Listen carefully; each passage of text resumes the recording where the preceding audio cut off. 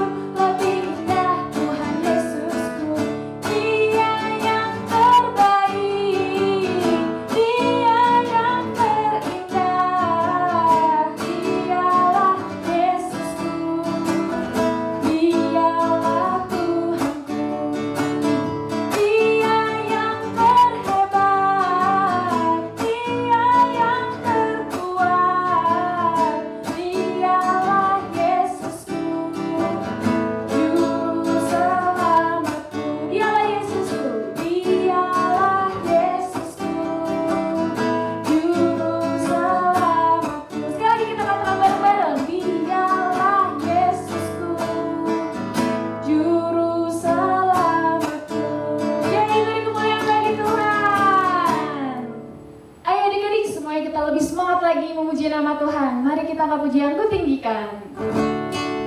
Ayo semua kita tepuk tangan.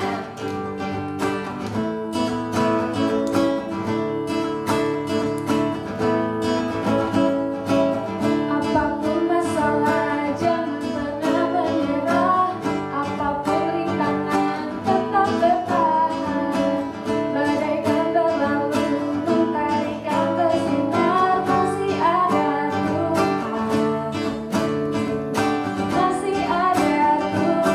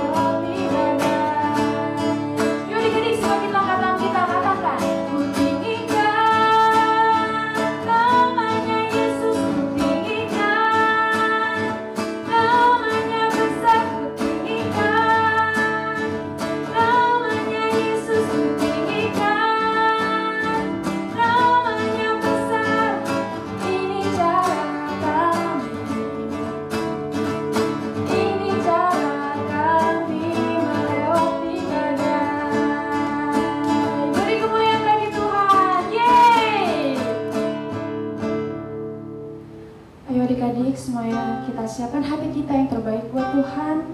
Mari kita bersikap yang sungguh-sungguh di hadapan Tuhan. Biarlah Tuhan Allah kita yang akan selalu menolong kita. Biarlah adik-adik terus mengandalkan Tuhan Yesus di setiap kehidupan adik-adik.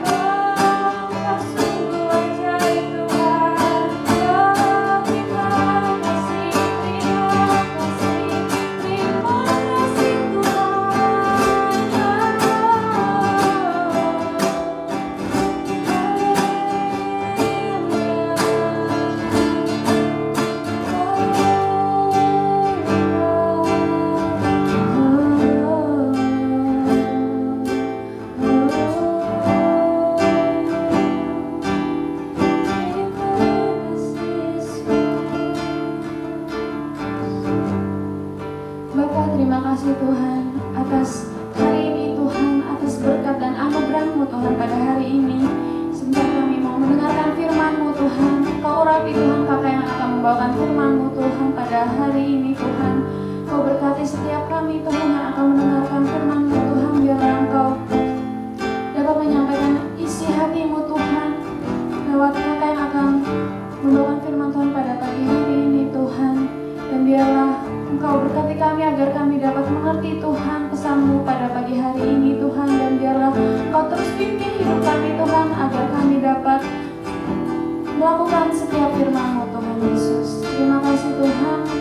Engkau berkati telinga kami Tuhan agar kami dapat mendengarkan dengan baik. Terima kasih Tuhan. Dalam nama-Mu kami sudah berdoa dan mengucap syukur. Haleluya. Amin. Kamera rolling, action. Cinovelnya mana ya? Katanya mau khotbah kok nggak ada? Heri, Lah, suaranya ada. Kak Heri aku lagi sembunyi loh. Cinovel? Coba cari deh di mana ya? Mana ya? Belakang TV. Kok nggak ada? Dah. Mau kemana? Aduh, sorry ya ngagetin kamu ya. Oke. Iya. Langsung firman Tuhan ya. Iya. Oke, thank you Kak Heri. Dah. Halo adik-adik semuanya. Hari ini seperti hari Minggu yang biasa kita senang dan bersuka cita kita mau dengerin firman Tuhan ya. Ayo coba kita baca sama-sama dulu. Hari ini kita mau mendengarkan firman Tuhan tentang tempat persembunyianku, my hiding place. Makanya tadi Kak Novel main-main petak umpet tuh, hide and seek sama Kak Heri.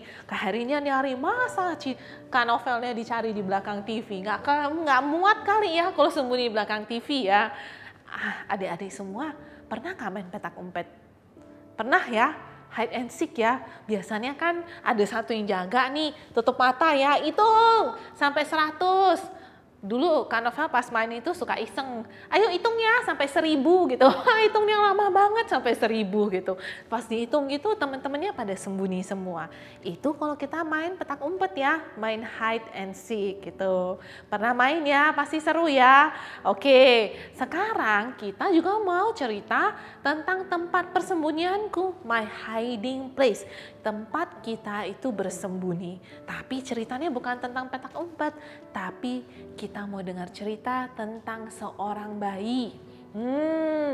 Coba lihat nih, ada seorang bayi yang waktu itu dia itu pada saat dilahirkan disembunyikan oleh orang tuanya.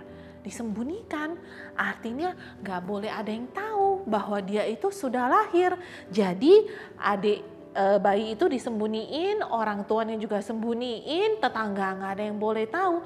Karena lihat nih, ada prajurit-prajurit yang keliling-keliling kota tersebut untuk mencari bayi yang kalau ada bayi laki-laki itu mau dibunuh. Wah, serem juga ya adik-adik ya. Nih, kenapa ya? Pada zaman itu ada di satu negara yang namanya negara Mesir. Nah, kalau negara Mesir itu pemimpinnya namanya Firaun. Ini pemimpinnya, mukanya serem ya, galak mukanya. Begitu ya. Nah, Firaun ini pada waktu itu memperbudak bangsa Israel. Memperbudak itu artinya orang-orang Israel yang bukan orang asli negara Mesir itu bekerja di sana, tapi hidupnya itu susah. Kerjaannya itu bangunan, terus angkat batu yang berat-berat begitu. Kalau zaman sekarang bikin bangunan apa rumah gampang ya, ada truk. Terus juga ada itu yang namanya ekskavator ya, itu untuk angkat-angkat batu, terus untuk angkat-angkat barang yang tinggi sampai ke atas.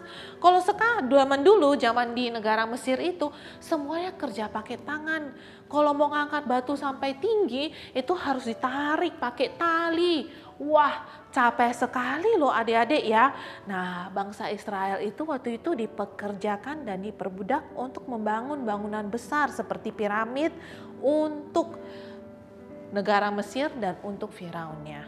Jadi negara bangsa Israel itu waktu itu sangat menderita. Tapi herannya meskipun menderita, mereka itu beranak cucu, artinya itu melahirkan bayi itu banyak sekali. Yang tadinya sedikit, wah dalam waktu singkat itu bangsa Israel udah banyak sekali. Jadi Firaun pasti, ini kenapa ya bangsa Israel itu cepat sekali berkembang ya. Tadinya itu jumlahnya sedikit, sekarang kok tiba-tiba jadi banyak sekali. Wah, gak boleh nih. Nanti kalau mereka terlalu banyak, negara kita dikuasai oleh bangsa Israel, kita bisa digulingkan. Artinya negara ini jadi milik mereka. Saya tahu, kalau ada bayi laki-laki yang lahir, itu langsung harus dibunuh. Jadi semua prajurit, sekarang cari keluarga-keluarga bangsa Israel, kalau ada punya bayi laki-laki harus segera dibunuh. Makanya tadi kita lihat ada seorang bayi yang begitu lahir, bayi itu laki-laki, dia itu disembunyikan. Tapi kalau bayi itu kan bisa nggak ngomong ya adik-adik? Misalnya pas baru lahir, baru 1 bulan gitu ya. Misalnya dia lapar, dia bisa, "Mama aku lapar" gitu. Gak bisa ya. Adik-adik pas bayi itu juga nggak seperti itu. Kalau punya adik bayi kan pasti tahu ya, kalau dia lapar, kalau dia pipis, kalau dia kedinginan, kepanasan, pasti ngomongnya apa? Nggak ngomong, tapi nangis. Wah, wah, nangisnya kenceng. Wah, susah adik-adik. Kalau bayi itu harus disembunyiin. Soalnya kalau nangis masa dibekep. Nah makanya bayi laki-laki tersebut tidak bisa disembunyiin lama-lama. Setelah 3 bulan, bayi itu akhirnya diputuskan oleh mamanya. Ini mamanya bayi itu namanya Ibu Yokebed. Ibu Yokebed itu memutuskan bahwa bayi itu mau dimasukkan ke keranjang. Keranjangnya dilapisi oleh tar supaya nggak ada air yang masuk. Kemudian bayi ini dimasukkan ke dalam keranjang tersebut. Nah ini adalah kakak perempuan dari bayi tersebut, namanya Miriam. Bayi tersebut dimasukkan ke keranjang, kemudian lihat nih, keranjangnya itu dibawa ke sungai Nil. Waktu itu sungai yang besar sekali di negara Mesir. Dimasukkan ke sungai Nil, tapi disembunyikan di antara ada ilalang-ilalang teberau namanya di sungai Nil tersebut. Jadi itu bayinya, terus kakaknya yang bayi tersebut itu ngeliatin nih, supaya hati-hatilah. Kan kalau di sungai Nil misalnya tiba-tiba ada binatang buas, kan bisa aja ya bayinya dimakan ya, begitu. Jadi kakaknya ngeliatin dari pinggir sungai, liatin, wah gimana ya keadaan adik bayi saya ya gitu. Nah ketika bayi itu sudah ada di sungai Nil dan ditaruh di peti di antara ilalang, tiba-tiba waktu itu ada putri daripada Firaun tuh lagi mandi di sungai gitu. Lagi mungkin berenang kali ya, berenang di sungai. Waktu itu dia lagi mandi bersama dengan dayang-dayangnya juga. Terus ketika bayi itu menangis, putri Firaun tuh menangis, ih kok ada kayak suara bayi ya? Terus dia cari-cari, ternyata datangnya dari keranjang. Nah kemudian ketika keranjang itu, wah benar ada bayi. Dan bayinya itu pas putri Firaun lihat adalah bayi orang Israel gitu.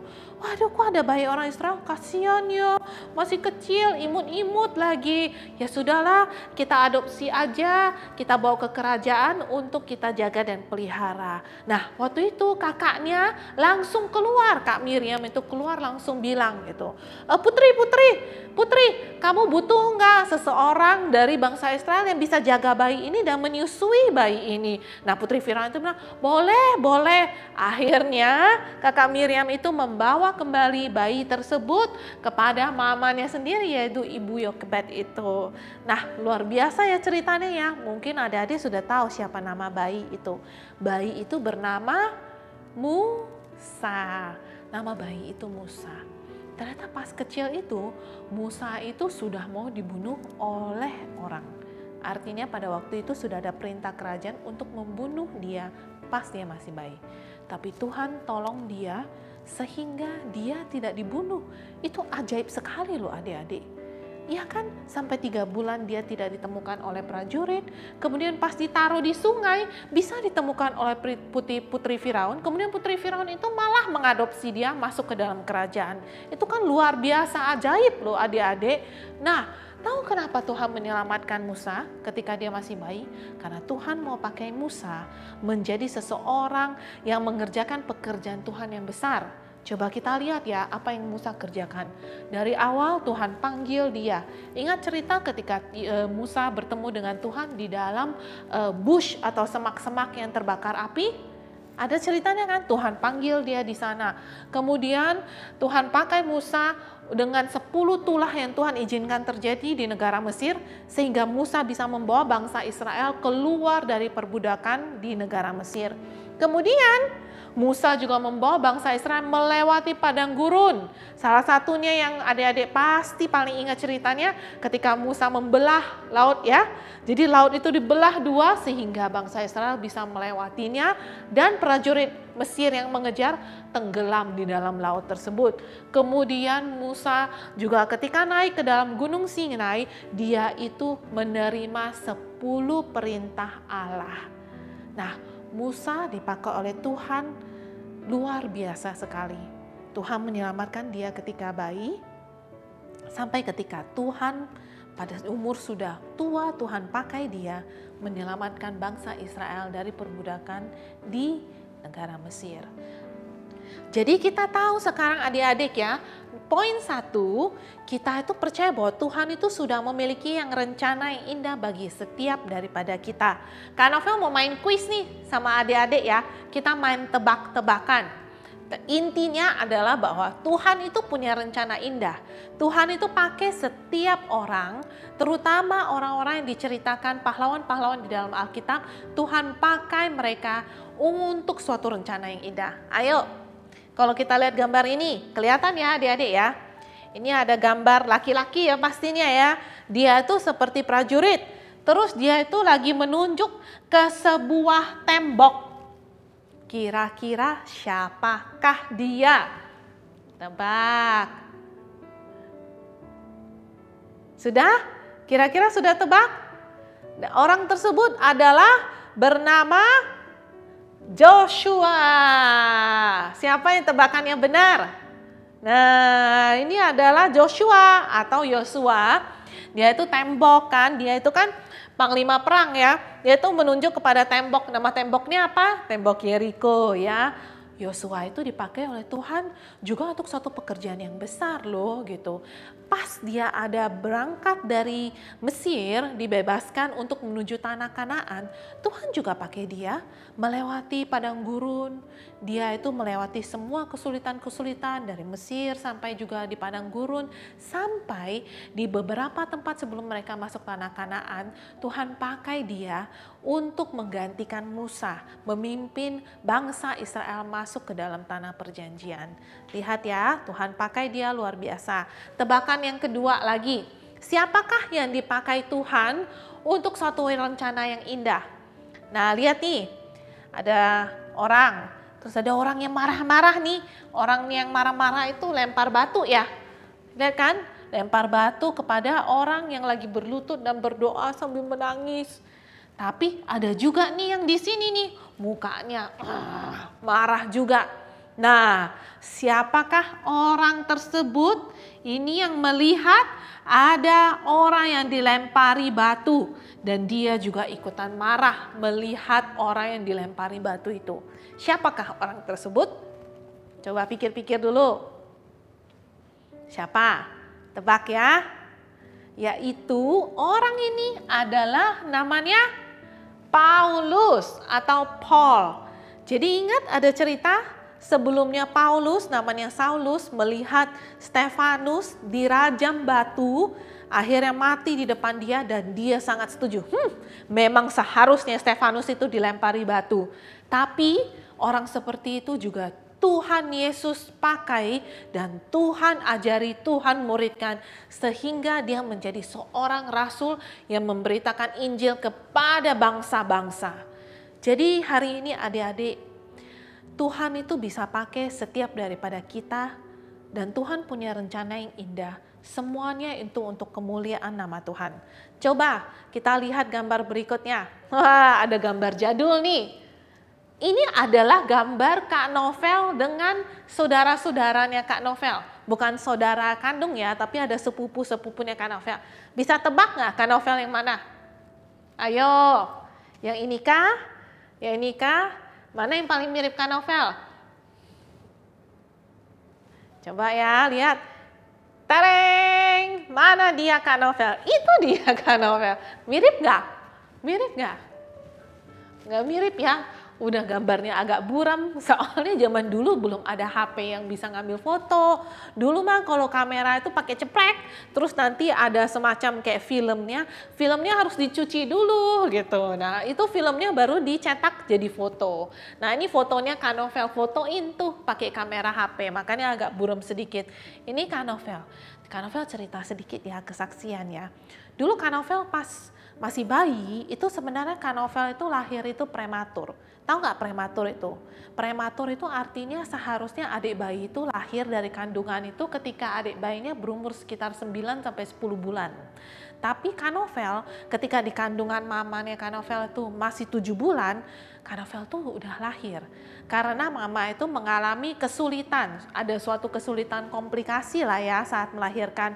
Jadi pas 7 bulan sebelum waktunya melahirkan, Kak Novel udah lahir duluan. Jadi waktu itu kecil sekali. Kalau dengar cerita mama dulu sama tante-tante, katanya Kak Novel cuma seukuran termos, botol minum. Kecil banget gitu. Harus masuk ke inkubator, kalau enggak bisa hidup. Jadi harus di dalam inkubator, harus di dalam satu tempat khusus sendiri supaya bisa bertahan hidup. Nah waktu itu begitu lahir pun dokter bilang ini belum pasti bisa bertahan hidup ya ibu, harus banyak doa katanya gitu. Tapi puji Tuhan, ternyata Tuhan tolong Kak Novel waktu masih bayi, terus sekarang sudah hidup, sudah besar begini, sudah punya adik bayi lagi ya gitu. Tapi ya punya cerita, kalau dengar-dengar dan ingat-ingat dulu Kak Novel pas masih bayi aja, itu seharusnya itu tidak hidup. Tapi Tuhan tolong sehingga Kak Novel bisa selamat, bisa hidup sampai sekarang, bisa sehat.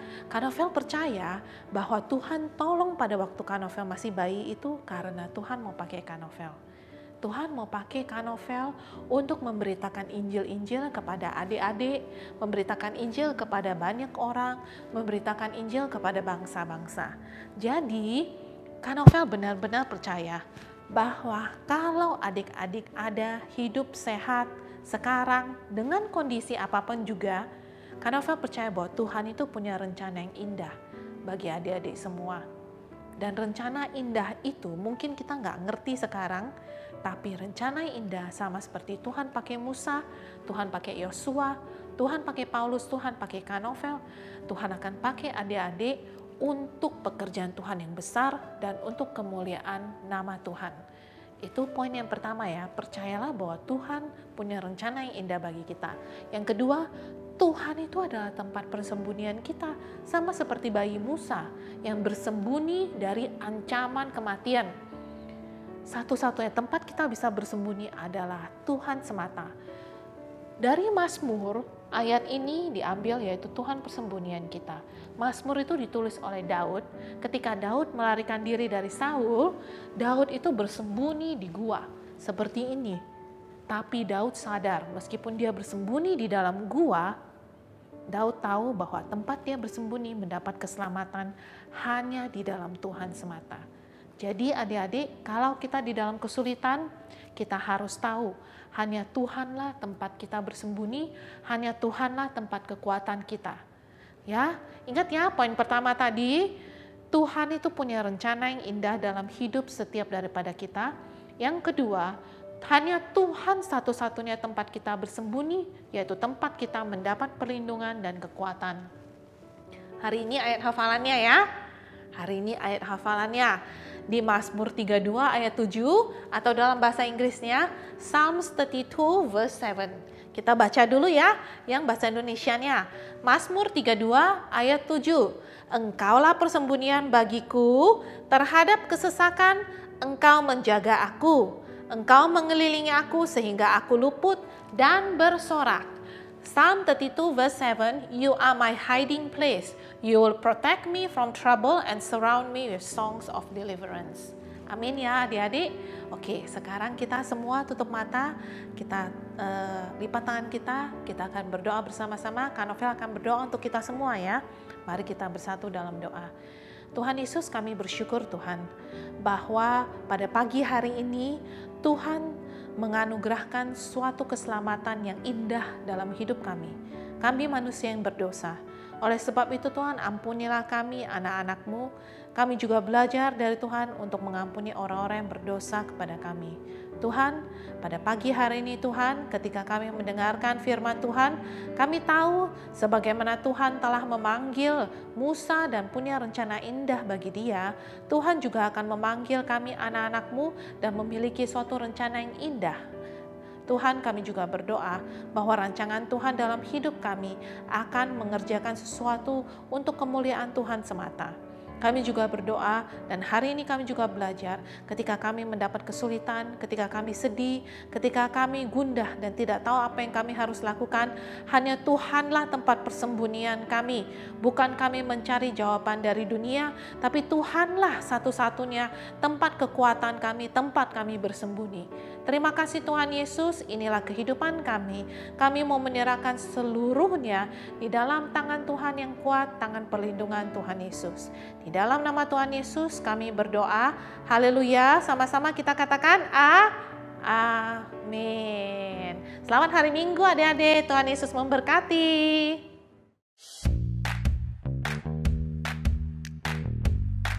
Berikut art and craft untuk hari ini.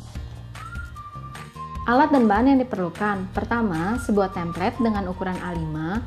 Kedua, pensil warna atau spidol. Ketiga, gunting kertas. Cara membuat.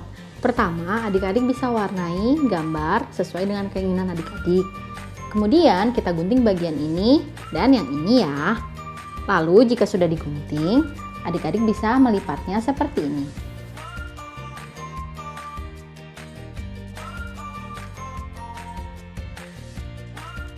Nah, jika adik-adik punya magnet di rumah, boleh ditempelkan di bagian belakang ya untuk kita tempel di kulkas.